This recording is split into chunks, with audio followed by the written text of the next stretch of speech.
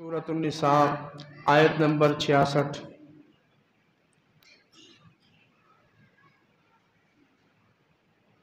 وَلَوْ أَنَّا كَتَبْنَا عَلَيْهِمْ أَنِ اقْتُلُوا أَنفُسَكُمْ، اس سے ماقبل منافقین کا انداز اور ان کے اطوار اور ان کی منافقت کا بیان ہوا کہ نبی کا کلمہ پڑھنے کے باوجود جب آپس میں اختلاف ہوا اور فیصلے کی باری آئی تو نبی علیہ الصلوۃ والسلام کے پاس آنے کی بجائے طاغوت کے پاس فیصلے کے لیے گئے، تو اللہ رب العزت نے پھر فرمایا کہ اگر ان سے ظلم ہو جائے، ان منافقین سے یہ طاغوتی فیصلہ کروانے والا گناہ ہو جائے تو یہ کیا کریں؟ وَلَوْ أَنَّهُمْ إِذْ ظَلَمُوا أَنفُسَهُمْ جَاءُوكَ فَاسْتَغْفَرُوا اللَّهَ وَاسْتَغْفَرَ لَهُمُ الرَّسُولُ لَوَجَدُوا اللَّهَ تَوَّابًا رَحِيمًا، کہ پھر رسول کی بارگاہ میں آ کر نادم و شرمندہ ہوں اور گناہوں کی معافی مانگیں تو اللہ تعالیٰ ان کے گناہوں کو معاف فرما دے گا۔ جس طرح کے منافقین غلطی ہونے کے بعد دربار نبوی میں حاضر ہوئے اور دربار نبوی میں حاضر ہو کر اپنے گناہوں کی معافی مانگی، اور پھر اللہ رب العزت نے محبوب سے کہا آپ انہیں معاف فرما دیجئے، معافی کا اعلان ہو گیا، تو اب اللہ رب العزت نے فرمایا فَلَا وَرَبِّكَ لَا يُؤْمِنُونَ حَتَّى يُحَكِّمُوكَ فِي مَا شَجَرَ بَيْنَهُمْ ثُمَّ لَا يَجِدُوا فِي أَنفُسِهِمْ حَرَجًا مِّمَّا قَضَيْتَ وَيُسَلِّمُوا تَسْلِيمًا، کہ اگر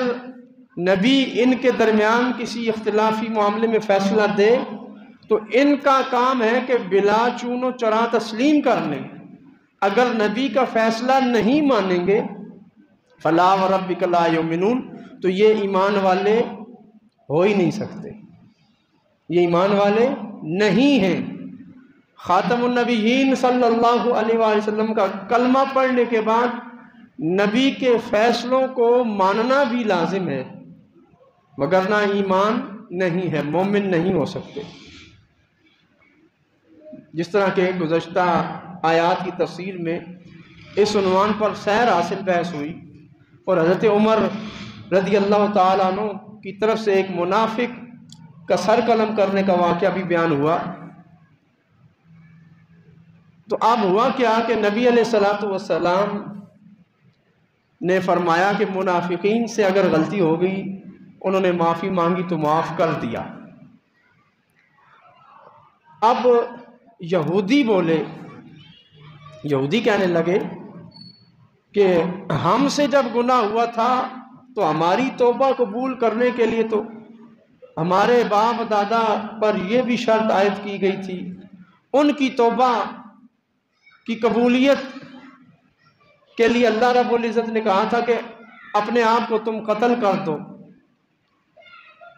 اپنے آپ کو مارنا، یہ ہمارے باپ دادا نے قبول کر لیا تھا، اتنی سخت سزا ہمیں ملی تھی اور ہم نے مان لی تھی۔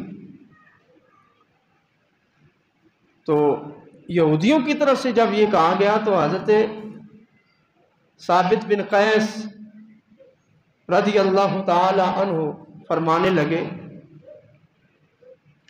لو فعل ربنا لفعلنا، اگر یہ سزا ہمیں ملتی، اپنے آپ کو قتل کرنے والی سزا، کہ توبہ تب قبول ہوگی کہ اپنے آپ کو قتل کر دو، پھر تمہاری توبہ قبول اور تم دنیا سے اللہ کی بارگاہ میں سرخرو ہو کے جاؤ گے۔ تو یہودی نے کہا کہ ہم نے تو یہ بھی سزا برداشت کی توبہ کے طور پہ، تو حضرت ثابت کہنے لگے رضی اللہ تعالیٰ عنہ لو فعل ربنا لفعلنا، اگر یہ سزا ہمیں بھی دی جاتی توبہ کی قبولیت کے لیے تو ہم بھی اس سزا کو قبول کرنے کے لیے تیار ہیں اور ہم ایسا کر گزرتے۔ حضرت ثابت بن قیس نے فرمایا جب یہ بات نبی علیہ الصلوۃ والسلام تک پہنچی تو آقا کریم علیہ الصلوۃ والسلام نے فرمایا الایمان اثبت فی قلوب اہلہ من الجبال الرواسی، وہ پہاڑ جو اپنی جگہ پر مضبوطی سے قائم ہے، جو پہاڑ اپنی جگہ پر مضبوطی سے قائم ہے، نہ زلزلے انہیں نقصان پہنچاتے ہیں نہ ہی آسمانی کوئی آفت انہیں نقصان پہنچاتی ہے، مضبوط جمے ہوئے پہاڑوں سے بھی زیادہ میرے محبوب کے صحابہ کا ایمان ہے۔ حضور نے کیا فرمایا الایمان اثبت فی قلوب اہلی من الجبال الرواسی، کہ میرے صحابہ کے دلوں میں جو ایمان ہے یہ پہاڑوں سے بھی زیادہ مضبوط ہے، اس میں پہاڑوں سے بھی زیادہ تسلب اور سختی ہے، یہ اتنے شدید اور قوی الایمان ہے کہ یہ پہاڑوں سے بھی سخت ایمان کے مالک ہیں۔ یعنی حضور کے مہاجر صحابہ ہوں یا انصار صحابہ ہوں، وہ ایمان کے معاملے میں ثابت قدم تھے۔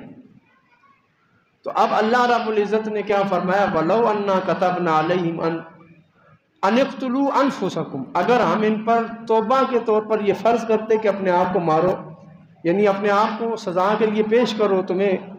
سزائے موت دی جائے گی، قتل کیا جائے گا یا رجم کیا جائے گا،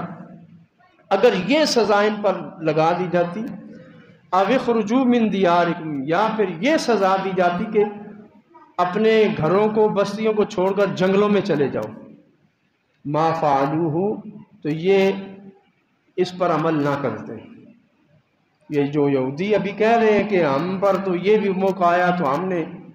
اپنے آپ کو قتل کرنے والی سزا بھی دیکھی ہے اور ہم نے بھگتی ہے، تو اللہ رب العزت فرماتا ہے ما فعلوه، یہ صرف ان کے دعوے ہیں، یہ بھاگ جاتے، الا قلیل منہم، ہاں ان میں سے چند ایک یہودی بچ جاتے جو اس سزا کو قبول کرتے۔ وَلَوْ أَنَّهُمْ فَعَلُوا مَا يُوعَظُونَ بِهِ، اور اگر ہم یہ سزا نافذ کرتے اور یہ اس پر عمل کر لیتے اس سزا پر، لَكَانَ خَيْرًا لَهُمْ وَأَشَدَّ تَثْبِيتًا،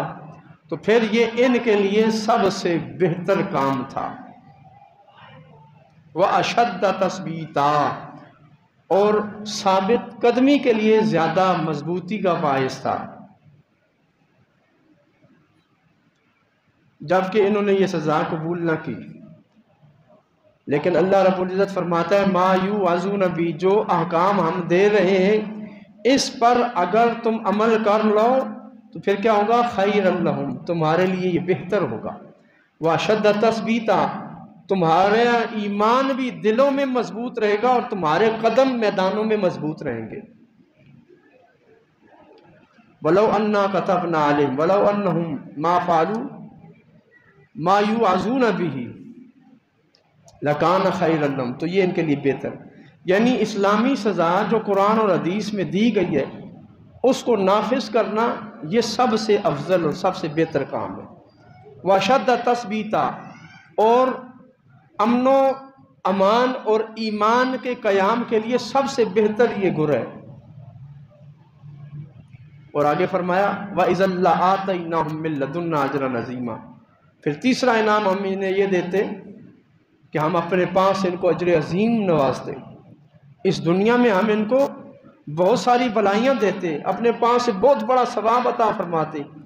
وَلَهَدَيْنَاهُمْ صِرَاطًا مُسْتَقِيمًا، اور چوتھا انعام فرمایا ہم ان کو صراط مستقیم عطا فرماتے،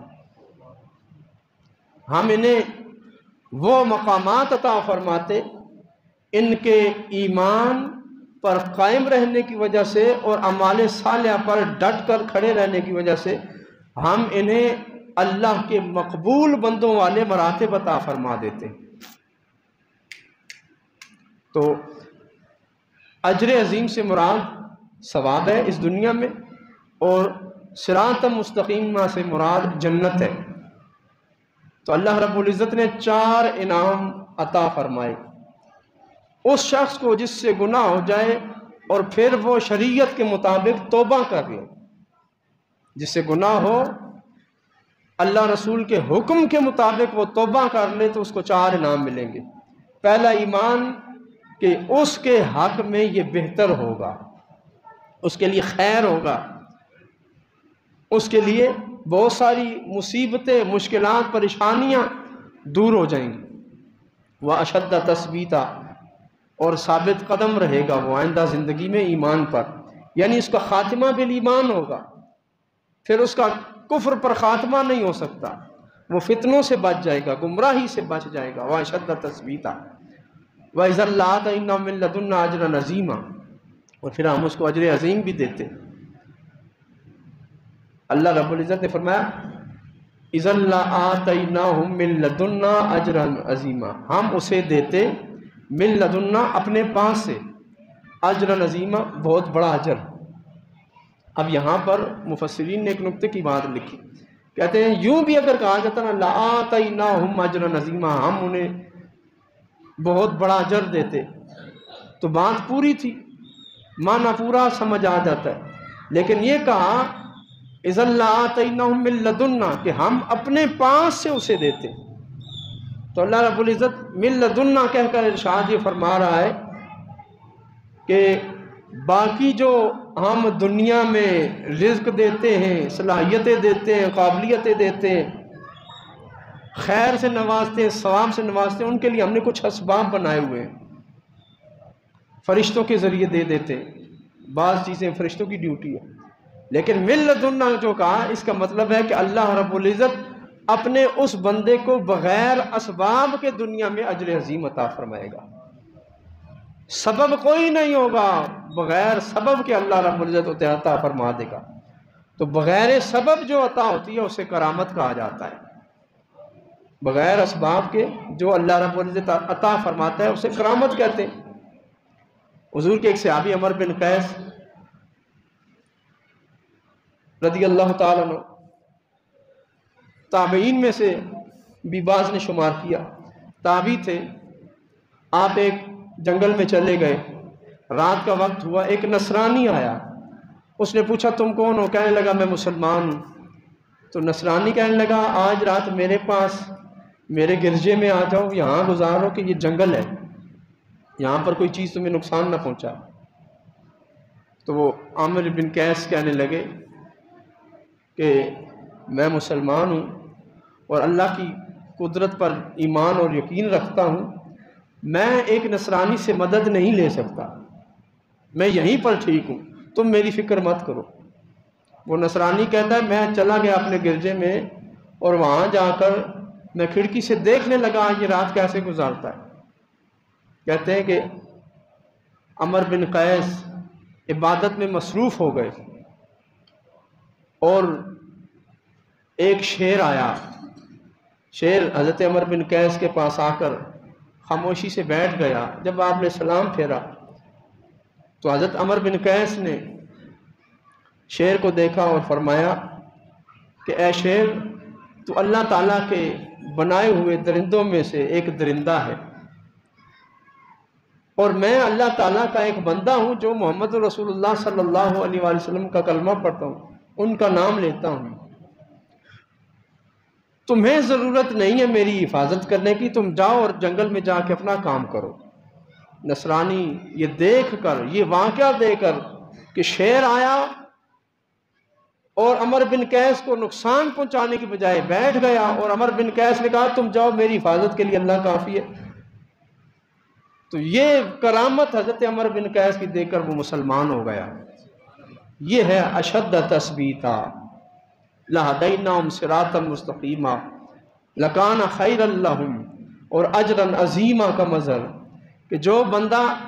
گناہ ہونے کے بعد شریعت کے حکم کے مطابق توبہ کر لیتا ہے، جس طریقے سے شریعت نے حکم دیا ہے، جس گناہ کی جو توبہ بنتی ہے، تو پھر اللہ رب العزت اسے 4 انعام دیتا ہے، اسے افضل ترین چیز سے نوازتا ہے، اسے ثابت قدم رکھتا ہے ایمان پر، اور اسے اپنے فضل خاص سے عنایات عطا فرماتا ہے، دنیا میں پھر اسے کسی کے آگے جھکنے نہیں دیتا۔ وَلَهَدَيْنَاهُمْ صِرَاطًا مُسْتَقِيمًا، اور اعلیٰ مقامات اسے عطا فرما کے جنت عطا فرما دیتا ہے۔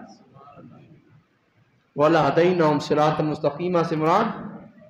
جنت تک پہنچنے کا راستہ ہے کہ اللہ تعالیٰ اسے جنت تک بخیر و خوبی لے جاتا ہے۔ اس کا خاتمہ بالایمان ہوتا ہے، خاتمہ بالایمان ہو گیا لیکن قبر میں گیا، قبر کے سوال جواب ہیں، زندگی کا حساب دینا ہے۔ ہو سکتا ہے کہ میدان معاشر میں اٹھے تو سیدھا جنت نہ جائے بلکہ اپنے اعمال کا جواب دینے دوزخ چلا جائے، لیکن اللہ رب العزت فرماتا ہے وَلَهَدَيْنَاهُمْ صِرَاطًا مُسْتَقِيمًا، ہم ایسے شخص کو جو توبہ پر قائم رہتا ہے ہم اس کا خاتمہ بالایمان کرتے ہیں اور اسے مرنے کے بعد سیدھا راستہ دکھاتے ہیں جس سے وہ جنت میں چلا جاتا ہے۔ وَمَن يُطِعِ اللَّهَ وَالرَّسُولَ، اور جو اطاعت کرے اللہ کی اور اس کے رسول کی، فَأُولَٰئِكَ مَعَ الَّذِينَ أَنْعَمَ اللَّهُ عَلَيْهِم مِّنَ النَّبِيِّينَ وَالصِّدِّيقِينَ وَالشُّهَدَاءِ وَالصَّالِحِينَ، تو یہ شخص اللہ رسول کی اطاعت کرنے والا قیامت کے دن نبیوں کی صف میں ہوگا، نبیوں کے ساتھ ہوگا، والصدیقین اور صدیقین کے ساتھ ہوگا، والشہداء اور شہیدوں کے ساتھ ہوگا، والصالحین اور صالحین کے ساتھ ہوگا۔ یعنی جو اللہ اور اس کے رسول کی اطاعت میں زندگی گزار دیتا ہے اور تبھی موت مار جاتا ہے، اللہ تعالیٰ اسے یہ انعام عطا فرماتا ہے کہ وہ قیامت کے دن نبیوں کے جھرمٹ میں ہوگا، صدیقین کے ساتھ ہوگا اور شہداء کے درجے میں ہوگا اور صالحین میں وہ شمار ہوگا۔ اللہ رب العزت فرماتا ہے وَحَسُنَ أُولَٰئِكَ رَفِيقًا،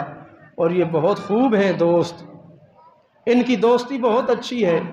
یعنی اللہ اور اس کے رسول کی اطاعت دنیا میں کی کہ جب نہ اس کو نبی ملے، نہ صدیقین کی دوستی ملی، نہ شہداء کی سنگت ملی، نہ صالحین کے ساتھ وہ رہا، لیکن اللہ رب العزت ایسے شخص کو قیامت کے دن ان اللہ والوں کا قرب نصیب فرما دے گا اور وہ ان خوش قسمت ترین لوگوں میں سے ہوگا، ان خوش قسمت ترین لوگوں میں سے ہوگا، نبیین، صدیقین، شہداء اور صالحین۔ اور اللہ رب العزت فرماتا ہے وَحَسُنَ أُولَٰئِكَ رَفِيقًا، اور ان کی دوستی سب سے اچھی ہے، ان کی دوستی سب سے اچھی ہے کہ قیامت کے دن کوئی حامان کے گروہ میں ہوگا، کوئی قارون کے گروہ میں ہوگا، کوئی فرعون کے گروہ میں ہوگا، کوئی نمرود کے ساتھ اٹھایا جائے گا، لیکن کیسا خوشبخت ہوگا وہ جو نبیین، صدیقین، شہداء اور صالحین کے ساتھ ہوگا۔ جتنی اس نے اطاعت کی ہوگی، اللہ رسول کی اطاعت میں جتنا وہ مخلص ہوگا، اللہ اور اس کے رسول کی اطاعت میں جتنی محبت رکھتا ہوگا، جتنی زیادہ اس نے اطاعت کی ہوگی اتنا ہی اس کا درجہ بلند ہوگا۔ کوئی اطاعت کی وجہ سے صالحین کے ساتھ، کوئی شہداء کے درجے میں، کوئی صدیقین کے درجے میں، اور کوئی انبیاء کرام کے ساتھ ہوگا، انبیاء کرام کی غلامی میں قیامت کے دن ہوگا، اور وہ ہر قسم کی مشکل اور مصیبت سے بھی بچا ہوا ہوگا۔ تو ان آیات میں سلسلہ شروع کہاں سے ہوا کہ یہودیوں نے کہا ہمیں حکم دیا گیا تو ہم یہ کر گئے، تو ثابت بن قیس نے کہا یہ کون سی بات ہے، اگر یہ حکم ہمیں دیا جاتا تو ہم بھی کر گزرتے۔ ہم نے جب مکہ میں کلمہ پڑھا تھا تو وہ تو ہمیں مارنے کے لیے تلے ہوئے تھے، وہ تو صبح و شام رسول اللہ صلی اللہ علیہ وآلہ وسلم کے قتل کے منصوبے بناتے تھے۔ ابو بکر نے بھی مار کھائی، بلال نے ظلم برداشت کیا، حضرت عمار بن یاسر کے خاندان نے ظلم برداشت کیا، حضرت سمیہ کو شہید کر دیا گیا، اور پھر کئی صحابہ اپنی جائیداد سے محروم ہوئے، جلا وطنی برداشت کی، ہجرتیں برداشت کی، اور پھر ہم نے اتنے سارے کام نبی علیہ السلام کی محبت میں کر لیے ہیں، اور اگر ہم کسی گناہ میں پکڑے جاتے اور ہم پر یہ سزا لاگو ہوتی تو یہ ہمارے لیے بڑی آسان سزا تھی کہ ہم اپنے آپ کو اللہ کے حوالے کر دیتے۔ صحابہ کرام کے واقعات اس پر شاہد ہیں کہ کسی صحابی نے کسی بھی موقع پر چون و چرا نہیں کی، بلکہ خود اپنے آپ کو سزا کے لیے پیش کر دیتے، یا رسول اللہ مجھ سے یہ گناہ ہوا ہے، مجھ پر سزا جاری فرمائیں، حد جاری فرمائیں۔ پوچھا گواہ ہے؟ گواہ کوئی نہیں، لیکن میں اقرار کرتا ہوں یہ گناہ مجھ سے ہوا ہے، میں اس دنیا سے جانا چاہتا ہوں، پاک صاف ہو کے جانا چاہتا ہوں۔ تو صحابہ کرام تو وہ ہیں کہ جب یہودیوں نے یہ بڑک ماری کہ ہم نے تو کر دیا تھا، ہمیں قتل ہونے کا کہا گیا، کہ توبہ کے طور پہ تم اپنے آپ کو قتل کر دو، تو ہمارے باؤ اجداد نے یہ سزا برداشت کی۔ تو اللہ رب العزت فرماتا ہے الا قلیلا منہم، ان میں سے تھوڑے ہی تھے جنہوں نے یہ سزا برداشت کی تھی، زیادہ تر تو منکر ہو گئے تھے۔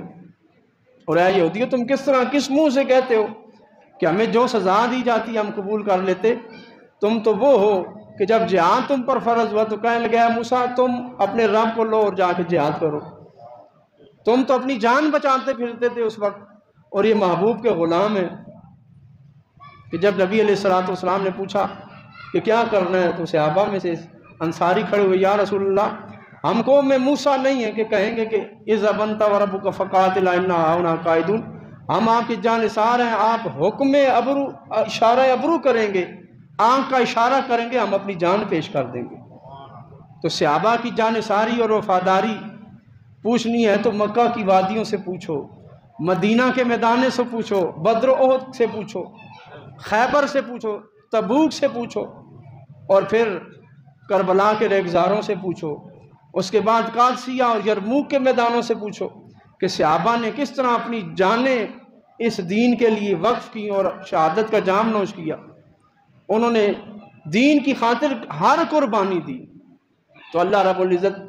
نے یہ آیات نازل فرمائی کہ وَلَوْ أَنَّهُمْ، اگر ان پر یہ ہم فرض کر دیتے کہ توبہ کے طور پہ اپنے آپ کو قتل کرو، ما فعلوا، تو وہ منکر ہو جاتے، الا قلیلا منہم، تھوڑے سے ہی ہوتے۔ لیکن صحابہ کے بارے میں نبی علیہ السلام نے نام لے لے کے فرمایا کہ الا قلیل منہم میں جو لوگ شامل ہیں ان میں ابو بکر بھی ہیں، عمر بھی ہیں، مقداد بھی ہے، ابو ذر بھی ہے، سلمان بھی ہے، میرے یہ جانثار سارے صحابہ اپنی جان جانے آفرین کے سپرد کر دیتے۔ اور حضور نے صحابہ کے ایمان کی گواہی دی کہ میرے صحابہ کے دلوں میں ایمان اتنا مضبوط ہے کہ جتنے مضبوط پہاڑ بھی نہیں ہیں، سخت چٹیل پہاڑ بھی اتنے مضبوط نہیں ہیں جتنا مضبوط اور مستحکم صحابہ کا ایمان ہے۔ تو ان آیات میں صحابہ کی تعریف کی گئی، ان کے ایمان کی گارنٹی دی گئی، ضمانت دی گئی اور ان کی تحسین کی گئی، اور ساتھ ہی یہ فرمایا گیا کہ اے یہودیوں، جو ہم نے تمہیں اس گناہ نبی کے فیصلے کو ٹھکرانے والے گناہ کی سزا کے طور پہ صرف توبہ کا کہا ہے کہ تم نبی کی بارگاہ میں آ کے زبان سے کہہ دو، تو یہ ہماری رحمت ہے، ہم نہیں چاہتے تم پہ عذاب آئے۔ اور تم اپنے آپ کو کس درجے پہ سمجھ رہے ہو؟ تمہارا ایمان تو کسی گنتی میں بھی نہیں ہے۔ الا قلیلا منہم، تم میں تو تھوڑے ہیں جو ایمان پر پورے اتریں گے۔ دیکھیے اس آیت کا یہ بھی معجزہ اور قیامت تک یہ ہمارے لیے باعث افتخار ہے کہ یہود و نصارہ کس طرح دین سے گمراہ ہو گئے، کس طرح دین سے گمراہ ہوئے کہ آج پاکستان سے جماعتیں جاتی ہیں تبلیغ کے لیے، دعوت دین کے لیے، اور وہاں جا کر وہ چرچ خرید رہے ہیں، ان کے جو عبادت خانے ہیں وہ بیچ رہے ہیں، اور مسلمان خرید کر مسجدیں بنا رہے ہیں۔ انہوں نے اپنے دین کو بیچ دیا، مسجدیں بھی بیچ رہے ہیں، چرچ بیچ رہے ہیں، عبادت خانے بیچ رہے ہیں، اور مسلمان ان کو خرید کر مسجدیں بناتے جا رہے ہیں، اور وہ دین سے دستکش ہوتے جا رہے ہیں، دین سے پیچھے ہٹتے جا رہے ہیں۔ اسی لیے اللہ رب العزت نے فرمایا تم تو دین سے پھرنے والے لوگ ہو، اور میرے نبی کا کلمہ پڑھنے والے محمد رسول اللہ کے غلام یہ ایسے ہیں کہ یہ اپنی جان بھی اللہ کے حوالے کر دیتے ہیں، نبی کے نام پہ اپنی جان بھی حوالے کر دیتے ہیں۔ بچہ ہو، بوڑھا ہو، جوان ہو، عورت ہو، مرد ہو، سب کے سب اپنا سب کچھ اللہ کی بارگاہ میں قربان کرنے کا جذبہ رکھتے ہیں۔ مالک کائنات ہمیں منافقت والی علامتوں سے بچنے کی توفیق عطا فرمائے، اور نبی علیہ الصلوۃ والسلام کی سچی اور پکی محبت